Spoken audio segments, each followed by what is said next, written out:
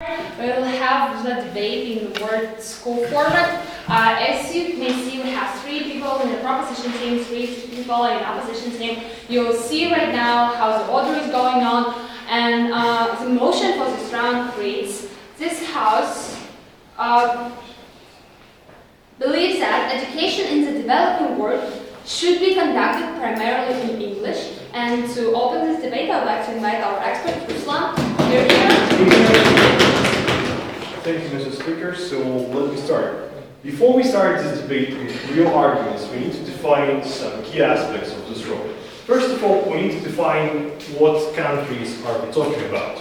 We are talking about developing nations that are mostly poor, and they are not economically developed. They are actually dependent on other countries, mostly Western countries. And the problem with their economical state is the fact that, unfortunately, there is no possibility for them to increase their prosperity or reach this prosperity without some radical changes in their society.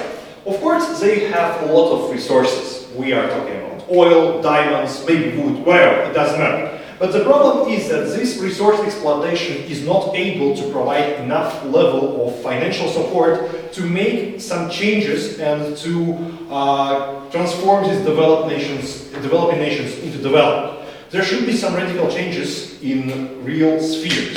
So we are talking about a lot of people that are struggling or even suffering right now.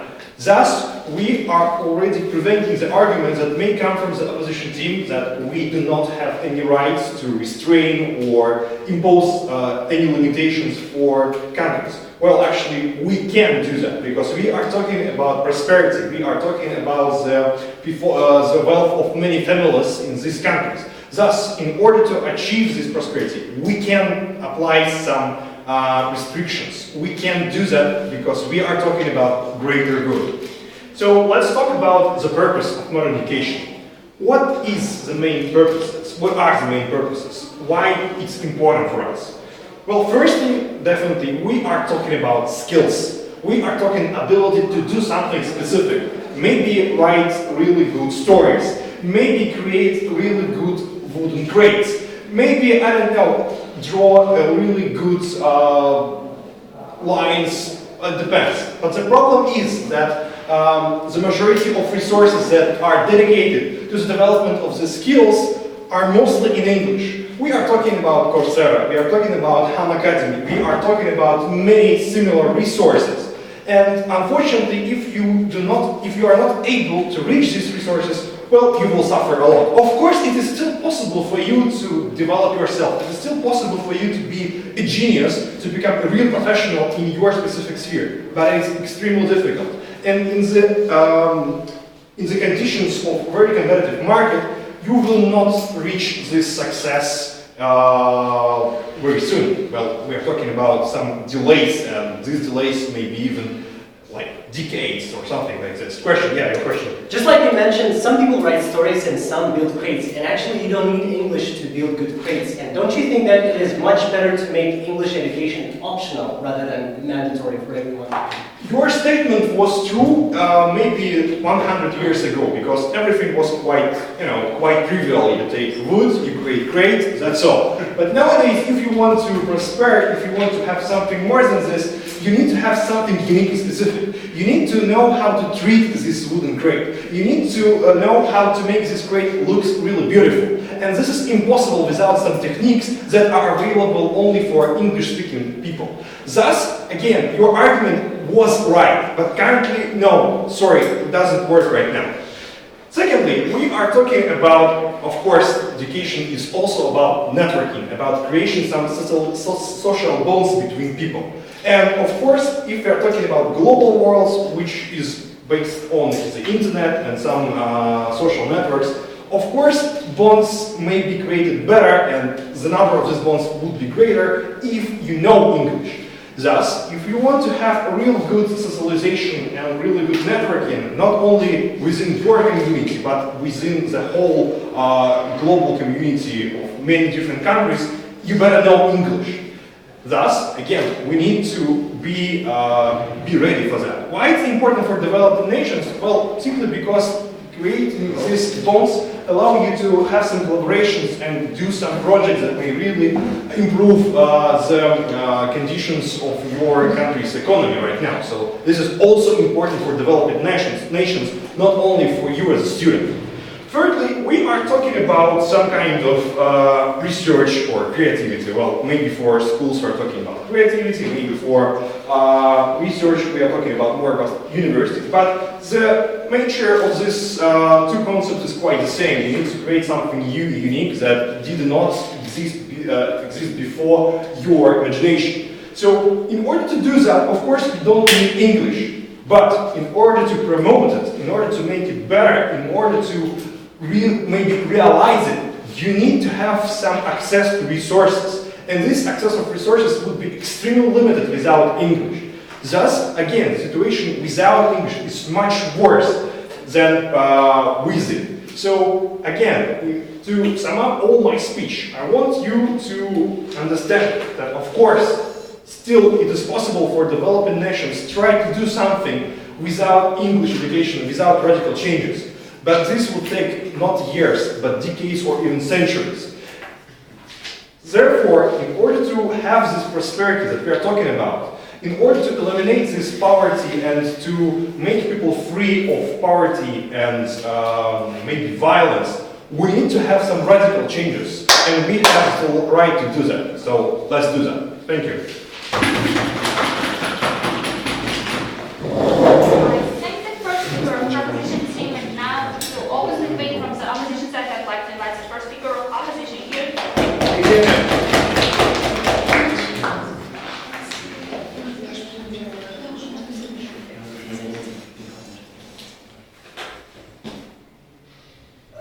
Hello, ladies and gentlemen.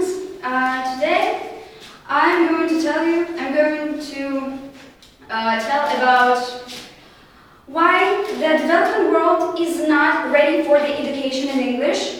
Why we can't disregard different ideas of happiness that vary from one person to another, and why the cultural inheritance and protection are more important than an access to global knowledge and benefits.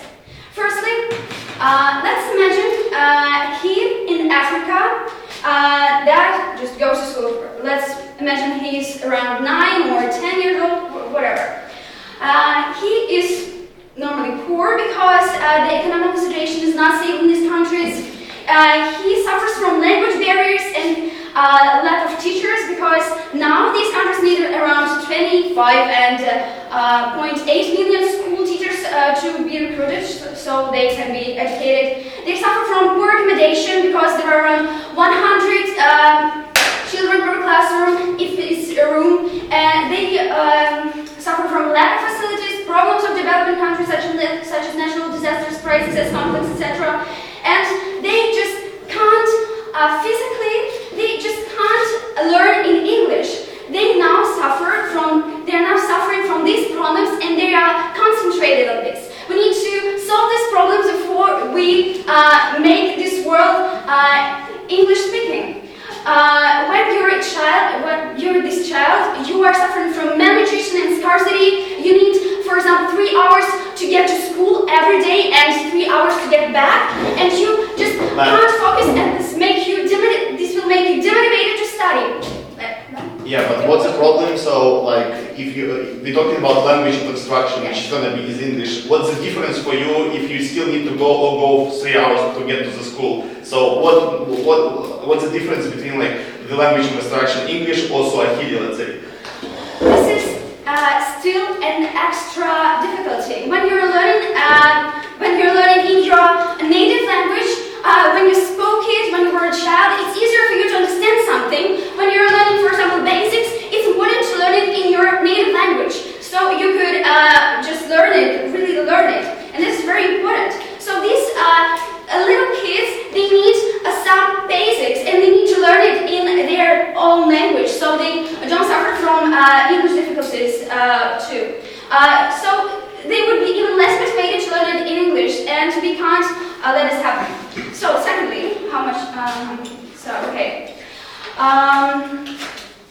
there are different people, you know. When you're a child in Africa, when you're, for example, a worker in Russia, you don't need sometimes education in this. You don't need English for your education. Who needs English? Let's think that. Let's think. These are people of science. It's me, for example, because I'm a student, because I see my success as an education, I want to get a job, for example, an international job, and that's what I see. That's my idea of happiness. But the question is that not all of the population is interested in 5 high education degrees. Some people would say even more than a half live in another dimension. Those are people from countrysides, for example, or just people from cities whose parents are yes. Don't you think that even typical worker at the plant would be working better if he knows English, knows some tricks, some hints how to work efficiently? These global things, I mean, like this information in English, it's mostly articles, and there are some simple things that can be explained even in their own language, so they can do it more efficiently. They don't need specific English. They don't need to spend an enormous amount of time and effort to learn English, so they can just work in their fields. They don't need it. They don't need this extra sufferings. These people, we forget about the people whose work is in doing some function and being a seller, cleaner, plumber. They don't need English to be happy. And education in English, basic education in English, is not for them. It's hard for them. They're asking themselves, why do I need it? Am I just wasting my time? If they're not motivated to study at all, and they're unhappy because they're following the wrong model of happiness for them. Moreover, there is what are the developing countries, what they're facing. They have a multiplicity of issues and problems to be solved and discussed, and they have a neighboring English-speaking country, Haiti, that is more developed. Yes, we agree with you. So now, when you're, for example, a student from a developing country such as Russia, Ukraine, etc., whatever, you are getting immersed into English culture. Now, these students having access to some grants, knowledge, and startups, and all these students want to live in an environment of the language they have put so much time and effort in. And due to these opportunities, they leave their countries. They try to leave their countries. Like, for example, when Lithuania and Estonia joined the European Union, and roughly 20 to 30% left their countries to study and work in Europe countries. And this is the reason why the native language loses its importance and priority, and we can't let this happen. Our second speaker will tell you more about it. Moreover, the vast majority of the students will not be able to actualize in the global labor market, because in the global labor market, so their expectations would be failed. That's how the project leads to unhappiness of this part of the population. So today we told you. Well, that's why we don't believe that education in the developing world should be conducted by English. We're proud to oppose. Thank you very much. Now I'd like to invite the second speaker of proposition to be here.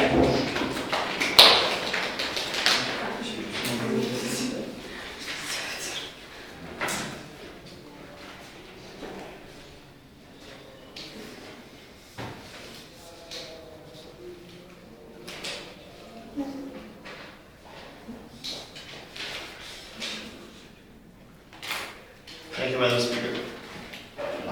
Dear members of opposition, how dare you limit people in access for various sources of knowledge? How dare you to restrain right of the people for the prosperity? How dare you abandon affirmative team to conduct education in English in developing countries? So here I am, the deputy of as a second speaker of affirmative team, would like to firstly introduce 3 points for refutation for the side of the opposition, and secondly I will continue to extend the line of the affirmative team. So first of all, let's try to decide. Let's try to focus on what opposition side so far said. But first of all, they say that we are not ready for education conducted in English They say we have these countries have a lot of problems, kids not going to understand the language, etc. Come on, guys. So first of all, if you know already that your education is going to be provided in your country in English, so I think you're going to start to educate your son or daughter to learn English from the beginning, from the kindergarten, right? So which means your kid is going to be very likely bilingual. He's going to speak his native language at home, and also he's going to talk like English language in the kindergarten, let's say, and then he or she won't have any problem to study in like primary school, middle school, and whatever. No, thank you.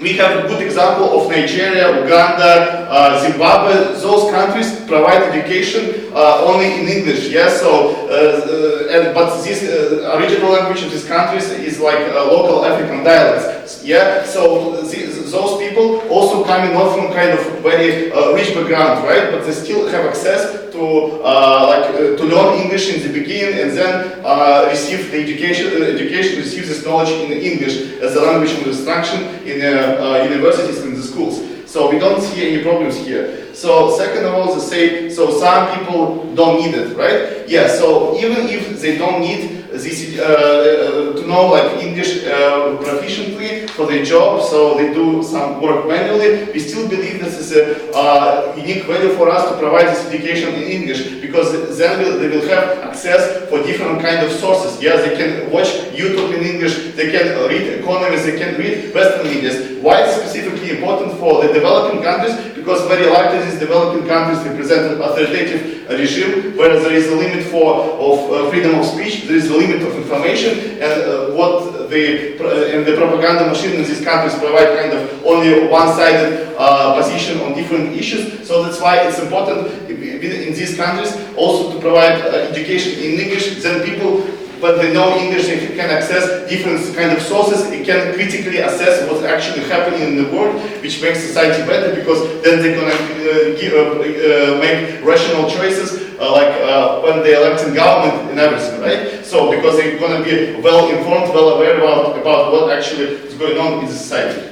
Third thing, they talking about happiness, that very likely a lot of people are going to leave the country just because of the language instruction now in English. Surprise, surprise. But now you don't have English as a language instruction in some developing countries, but still you learn language, right? You still have like foreign language as one of the subjects in the school, right? You still can learn English, German, French, or any other language, and then after you learn it, so you can leave the country as well, right? So we don't see any difference here, like in case if education was fully provided in English, or in case when you just learn foreign language, you always learn foreign language in school. It's one of the compulsory subject, right? So that's why we don't see the problem that people start leaving the country, because currently they don't do it in this extent. Any questions so far? We don't put so much effort in English right now for people who don't need this, for example. Yeah.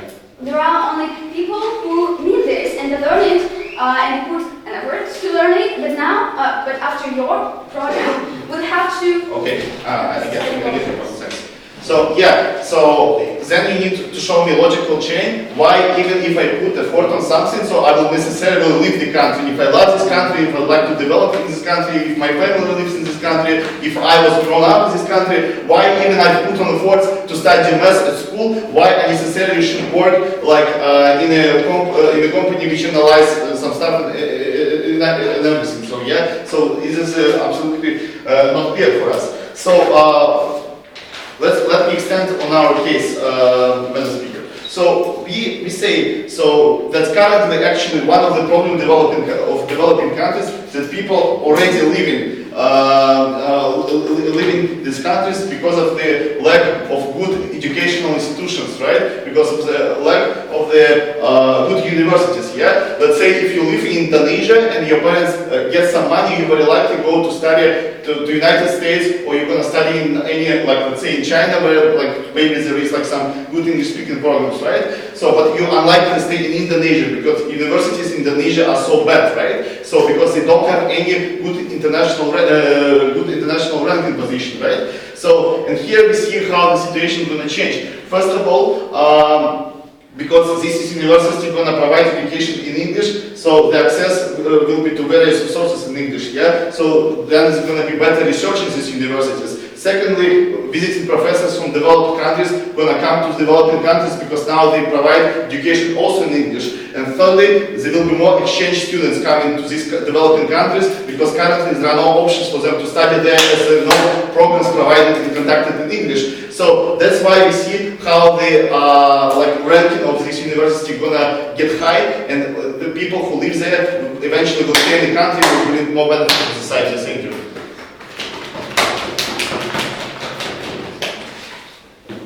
I think this is the first conference now. I'd like to invite the second speaker of the opposition team to be here.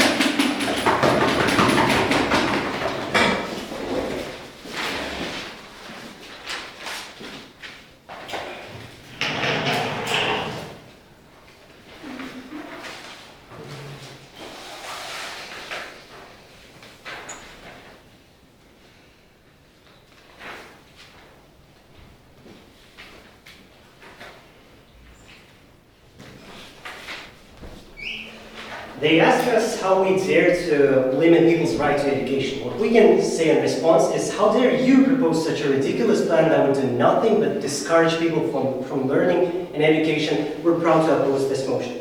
So we have a lot of replies to what the proposition team has to say today in the debate. First thing we hear from them is that everything is going to be all right because people, once they hear that their kids are going to study in English, they'll send them to kindergarten straight away and they will be fluent in English. The problem with that, ladies and gentlemen, is that in their first speeches, they already mentioned that we're talking about poor countries like Indonesia, Russia, Kazakhstan, maybe Venezuela. And I don't think that there are many people out there in Venezuela who have enough money to send their kids to a private kindergarten where the education would be in English. Most of them would actually get their primary education and basic understanding of this world in this home language. And we think that this is all right. We think this is absolutely fine. Why? The big reason is that when you are instructed in your home language and then you go to a secondary school where everything is also in your home language, you get better acquisition of the material. Why? Because of the association. So for example, if I explain you the law of Newton in Russian, I think it would be much easier for you to create associations with a falling apple and other cultural references and understand that topic and the concept in your own language because you lived through that experience. I don't have to explain you what an apple means and the process of falling. You've just seen that when you were a kid and you have this association in your home language. And then when you are at grade 7 and the teacher explains you that material, it is much easier for you to understand that compared to the situation in which neither the teacher nor the student are the native speakers of the language they're talking in. And in that context, both parties are struggling to communicate. And we believe that in that case, the whole motion makes the learning process much more stressful, much more difficult for a person to acquire. Moreover, there are other things that this team never considered. So for example, the engagement. When the instruction is entirely in your own native language, it is much easier for you to be active and involved in the discussion in the classroom. It is easier for you to ask questions. It is easier for you to make suggestions, even suggest some analogies for the material that the teacher is explaining. And compare that to the situation when that student is talking in a language that he or she never studied before the age of 6 or 7. We think that this is problematic. We think that their motion actually reduces confidence in the classroom and makes the whole learning process much more difficult mentally and emotionally.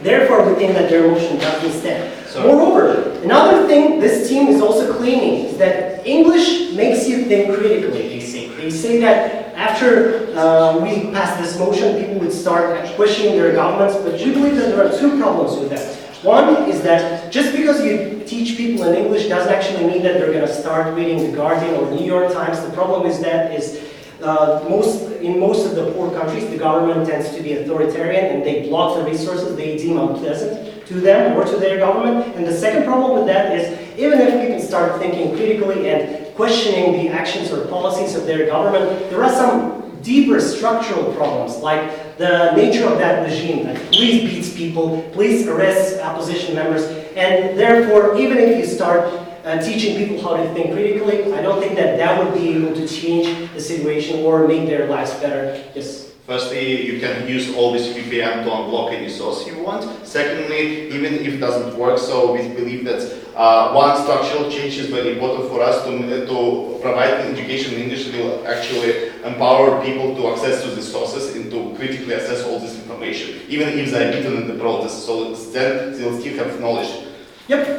I think Evgeny is talking about the example of China. Millions of people in China are using a VPN. Millions of people in China are actually accessing that exclusive knowledge Evgeny is talking about, but we're not seeing any positive changes in China. We only see how things are getting worse and worse. I lived there, he lived there, yeah, no one can argue. So another thing we hear from them is Evgeny tried to explain us why people are not going to leave their country, because we always used to learn English and we don't see many people trying to migrate. I'll explain you why that point is actually not true. A lot of people would be dreaming about migration. Why? The reason is that when you change the entire instruction language to English, probably those people would become fluent in English by the end of their graduation. And on their way to that language fluency, they would actually absorb a huge amount of material in English, including the cultural material. So for example, kids who are studying entirely in English would probably be more likely to watch and consume English media, like movies, a lot of cultural events, and etc. And therefore, the life of English-speaking countries, including the career opportunities in English-speaking countries, would actually turn into their dreams.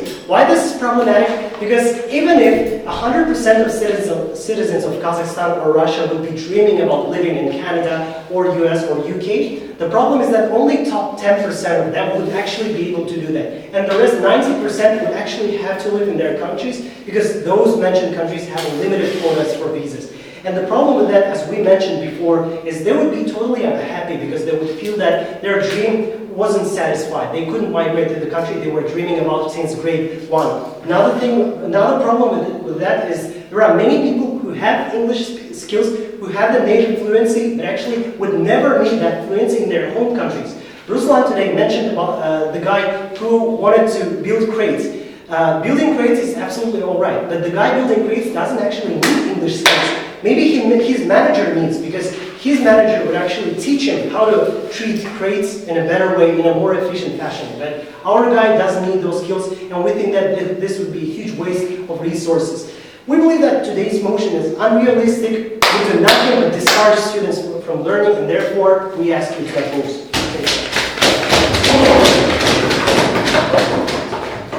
Thank you very much. Now I'd like to invite the third speaker from the proposition side.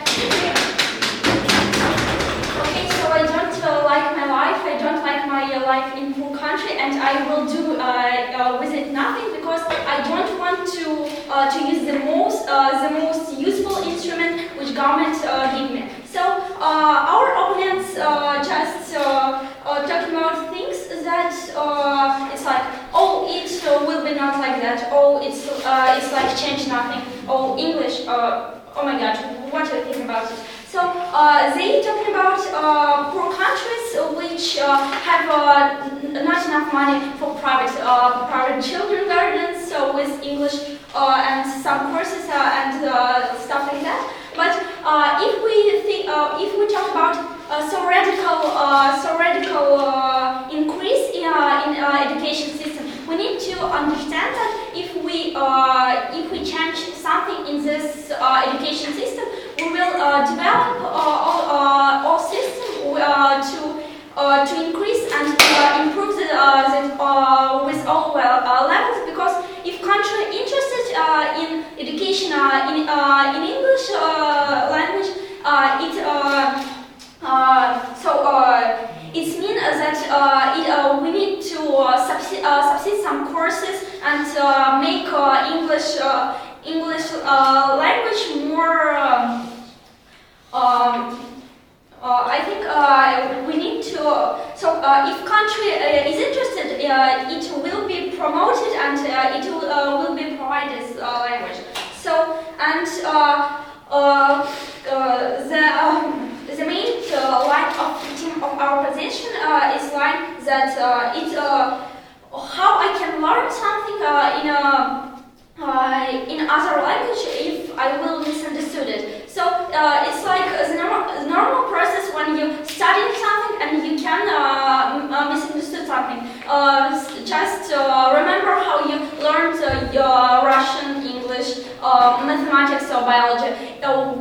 once you understand something in all material in first step. No, of course, and we think that if we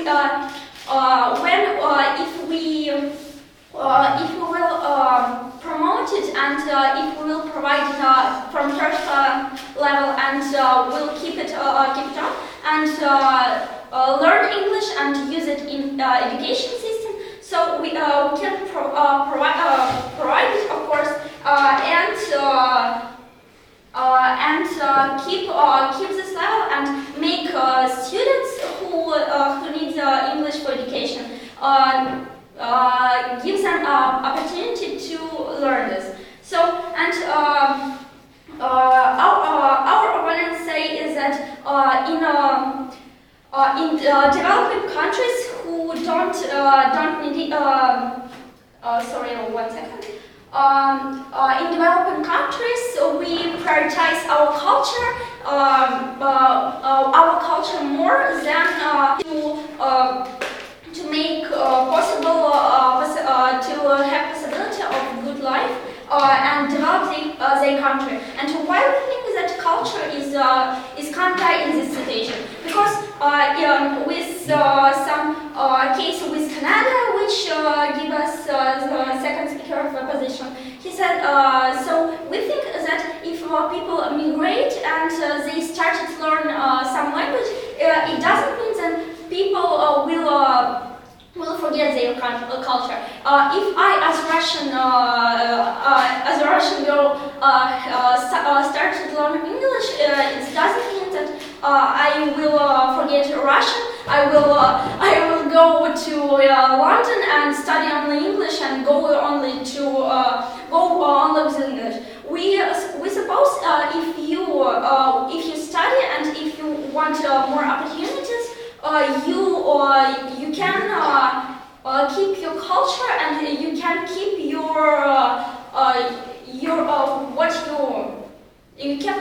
can keep your culture, and it doesn't mean love you or you not love your country if you learn some other language. So, and what the most point of our case, that people in developing countries need to improve their level of life. They need to improve their level of skills, and English is the most useful instrument for that. Because with English you can have more, you can improve more skills than with your native language. You can network more. You can reach more information. You can integrate to new opportunities. So, and if you don't, if you learn educated in English, it changes nothing. So, if you want to stay in your country but you have educated in English, you can stay in your country and develop it, and now don't go to Europe or some other countries. You can stay in your country and develop it, but with knowledge English, it changed nothing. You just became more improved in cultural level. So, and to summarize up, we think that English is the most useful skill for citizens of developing countries who need to improve their level of life. So vote to proposition.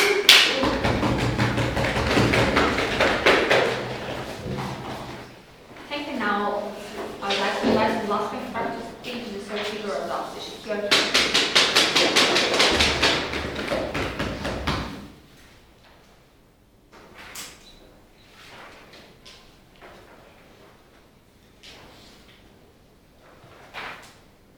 Well, hello to everyone, and today I'm gonna tell you about some points. And my first point is, what do we need our education for? And proposition tells us about some kind of purpose of education and the purpose of developing countries. We understand that proposition and opposition have same purposes: to make developing countries developed countries. We understand this, but your way of making these countries developed is not relevant, and we think that we don't understand why do we have to waste so much time and make so many efforts to learn English. We have to waste so much money to learn this English when we just do not need this. We tell you that English is just simply not for everyone. We have different models of life of different people, and we tell you about that. For example, you know that your parents, your teachers always tell you that you have to learn English, and try to ask them, why do I need this? Possibly they will answer that you need English in our modern world because it's IT world, it's scientific world, and so on. But I have one question for you, Mom. Why do I need to learn English? Why do I need to study in English when I just want to become a vet? Why do I need this if I want to stay in Czech Republic and be a vet? Yes. So, which alternative I have in situation when a child from poor family from a developing country without learning English, if I want to be more educated? So, okay, the way of becoming more educated is about getting some simple basic knowledge in your native language, because it's easier. Because when you study in your native language, when you are just a little boy or a girl, it's easier for you to understand the information in some figures and some ways that you already seen before. And we understand this. Also, we understand that we have two main actors. These are teachers and students, and we claim that all actors will suffer more than in status quo. Teachers will suffer because probably they will have to get a new qualification, because they will have to teach the children in English, and students will suffer because earlier they felt confident in their group, in their class, they were motivated, they knew that they are sure in language, in knowledge that they will get in their classroom. They knew that I'm gonna just come to the class and I will get knowledge in my native language, and I will be sure that I understand this information in the right way. And now they are demotivated because they waste so much time on translate some things in their brains and so on. We understand this. No.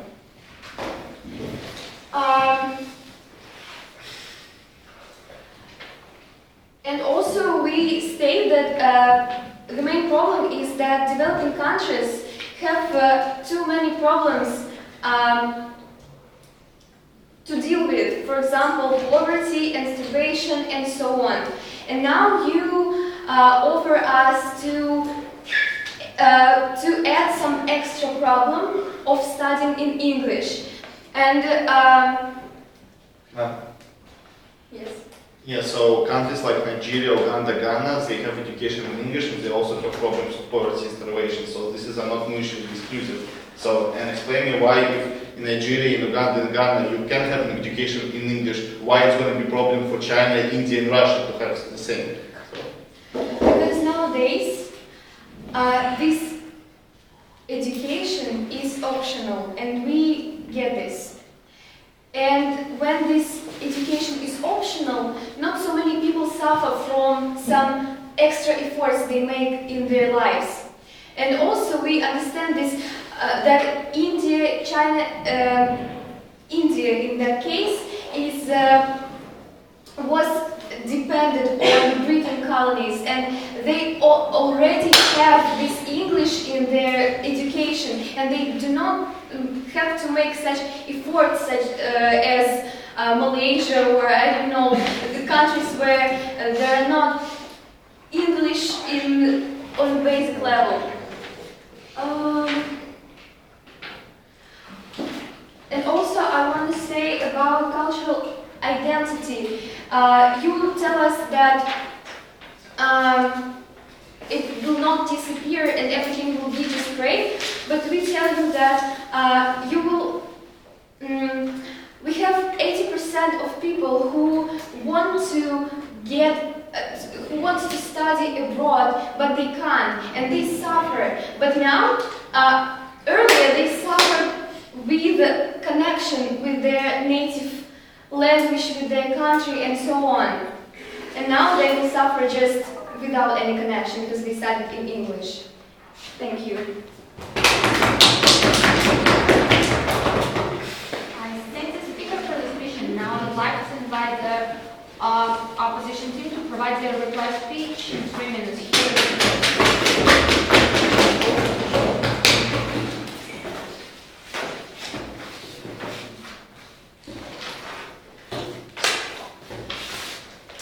Ladies and gentlemen, let's try to understand what this motion is about. It's definitely not about rich and middle class, right? We're better off in both cases who have good educational opportunities. The motion is probably about the poor, the most disadvantaged groups of people. And today, there are two propositions for the poor of this world. These guys are saying skills. They're saying English would give the poor skills. We think that native language, instead of the skills, would actually give the education itself, and we think that that is more important. Why? Let's listen about the skills argument that we hear from proposition. We think that the skills they're trying to offer are actually not unique, because the country those people are going to study in, it would be the same. The teachers would be the same. The only thing that changes is the medium of instruction. And would they actually get new skills? I doubt so. Another thing, another possibility is that those people would go online. But we think that if you go online, the quality of education there would actually be very poor unless you pay. But yeah, you're poor, that's why you can't pay. On the other side, what we were defending on the side opposition is education itself. We try to focus your attention on schools because this is where the education begins, right? Not in the universities with their skills. And we told you that native language makes it much easier for you to acquire the education, makes education process more fun compared to English, right? Where it takes effort for you to understand the material, to translate the things. We think that it would make the entire learning process much less fun and the education itself boring for kids. We don't want that. We want kids to study and love studying, and that's why we think that our world today is much better off. And answering their Nigeria, Uganda, and Zambia example, we think that it is an experiment and we don't have a success example of Nigeria that other countries can actually learn from, and that's why we do not think that this is a leg their case can stand on. Another argument we were talking about, and that wasn't properly addressed by their team, is the cultural identity.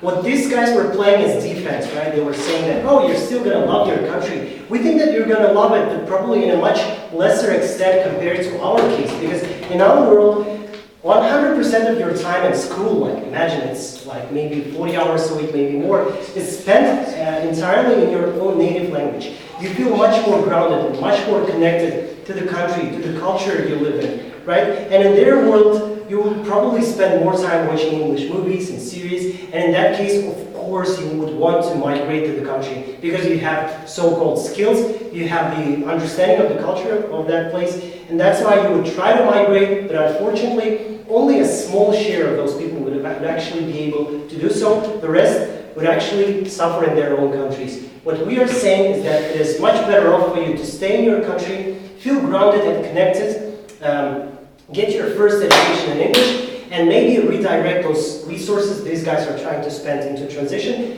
into a better education of English, like basically hire better teachers. But this motion must definitely be opposed. Therefore, we're proud to oppose.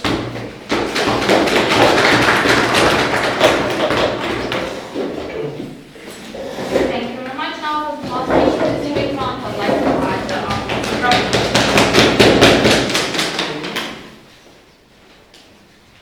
There are several crucial problems related to the opposition team, and one of them is the fact that they actually do not listen at all. They are trying to impose the same logic again. Like if you are trying to make grades, you don't need English. And we're explaining, no, you need English. If you you want to make it really beautiful, you need it. If you want to be better in Chuvasha, anyway, you would be better in Chuvasha if you have access to English resources and you will have more information about different diseases and issues. So definitely, you need to be more efficient to make your community prosper. Thus, you need to know English. That's how it works in the real world. Next, they are always focused on some kind of short-term consequences. They were trying to say in the first speech, like, well, we have a lot of different problems, we have awful water, our roads are extremely poor condition, nothing can be done here, we need to address these problems. But the problem is, the nature of these old problems, the root problem of this problem is the fact that we have really bad and unstable economics. And we are proposing some ways to fix that. We are proposing some ways to achieve this prosperity. And thus, we are already fixing these problems in long-term perspective. That's something that our opponents, unfortunately, do not understand, or maybe they do not want, I don't know, actually. They also are somehow related to the fact that there is some kind of national identity, but this logic is really faulty. The problem is that, like, okay, you will love your country less if you know English, like, okay, you will love your country less if you have some education. Let's do not give it education at all, because, you know, if you are smart, you will see some problems in your country. Maybe we just, you know, just ignore, just make people stupid and they will love their country because, you know, if you're stupid, you don't see any problems at all. This logic is really faulty because it actually denies the fact of progress. It rejects the progress at all. And this is really bad for the whole community. Finally, the only really good arguments they made today is about some kind of nurture and the level of understanding that you can achieve with only your native language. The problem with this argument is actually that we have some kind of alternatives. Well, in your case, you know Russian, and you are very bad in trigonometric functions, and you have only this old Atanasyan book you can use in order to make yourself better. But in our case, well, maybe you did not understand these trigonometric functions, and you have Khan Academy and, you know, plenty of Indian guys explaining these trigonometric functions on YouTube. So in our case, you have more opportunity to develop yourself, and that's something that our team, our opponent's team, do not understand. They are trying to impose that in every case your education will suffer. But we are trying to explain that your self-education would be better. And in this case, it somehow compensates. So this point is actually neutral to both of them. So now I think it's clear for all of us why in this particular round our team is winning. Thank you very much.